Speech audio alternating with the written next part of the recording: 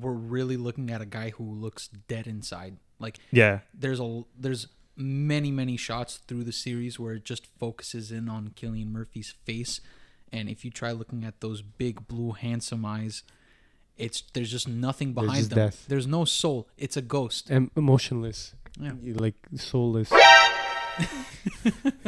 You get what I'm trying to say?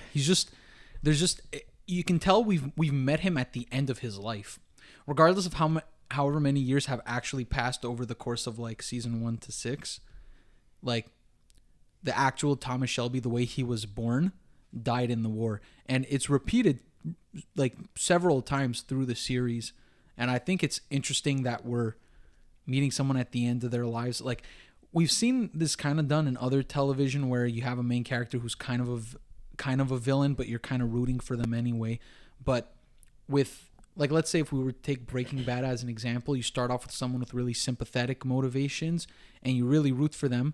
But then the more and more you get to know them intimately, and as their actions grow more heinous, the less you root for them. By the end of Breaking Bad, you're kind of just like, okay, let's just get Walter out of his misery, let him croak.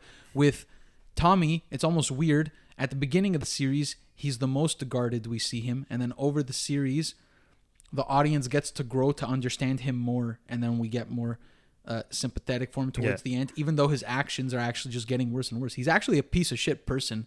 Yeah. If you really think about it, it's insane how they make you care and keep rooting for this guy who's an actual jackass and is very, very prone to violence to get his way and force his way through illegal dealings. Not just that, he didn't tell his wife that he was fucking dying. Yeah. Instead he pushed her away.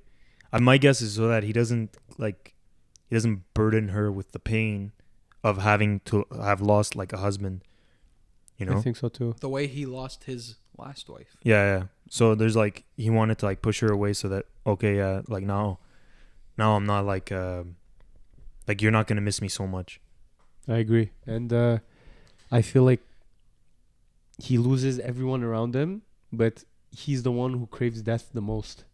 In every end of season, I think there's a scene where like Thomas Shelby almost dies and he's like almost relieved to finally pass, and he doesn't. Oh yeah, some of his plans are basically Like, death wishes. Like I remember like there was ones where like he's in a field and there's two people with a gun on his head, and that's how the season ends. And then the next season like he's alive.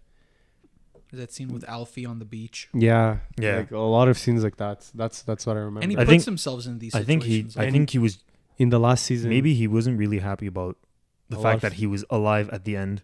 Yes. And I remember seeing, like, I'm pretty sure it was the last season where he like falls in the mud and he takes the gun and he starts yelling and he's like he's going to shoot himself, but he doesn't.